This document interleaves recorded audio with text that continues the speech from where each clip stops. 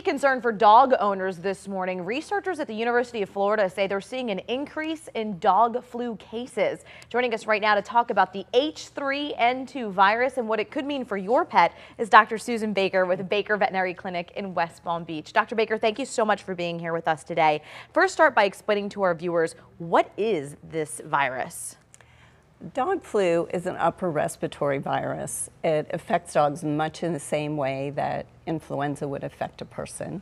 They get coughing, sneezing, runny nose, sniffling, congestion, fever, aches and pains. So they don't want to eat, they're a little lethargic. So those are some of the signs and symptoms then that dog owners should be on the lookout for? Yes. So lethargy, not eating, acting strangely. Okay. And then is this preventable? Yes, it is. There's a very good vaccine that is available now. That's actually a two-way vaccine.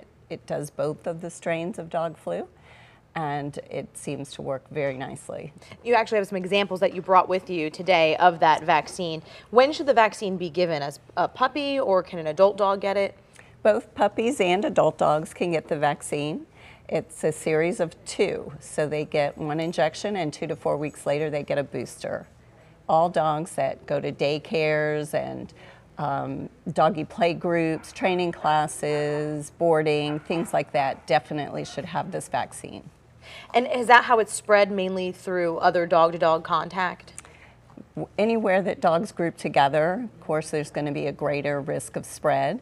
When a dog sneezes, it can spread viral particles up to 20 feet away. Oh, wow. And the virus can survive for 24 to 48 hours under certain circumstances.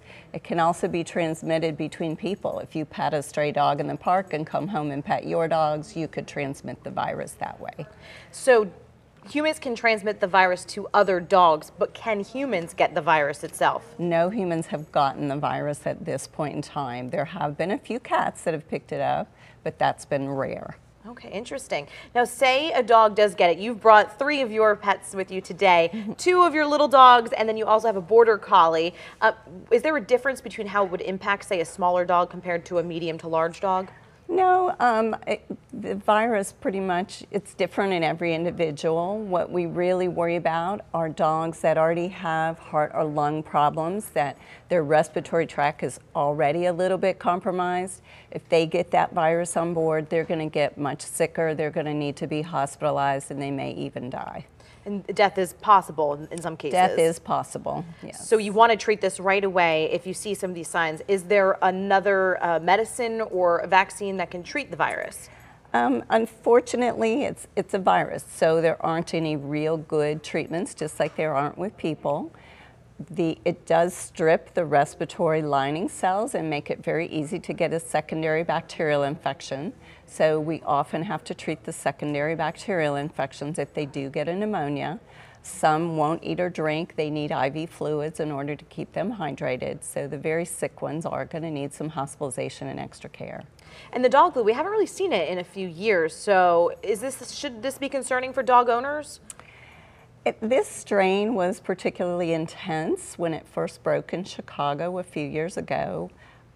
It spread very rapidly, and the dogs got very, very sick. There were quite a few hospitalized, and there were some that died.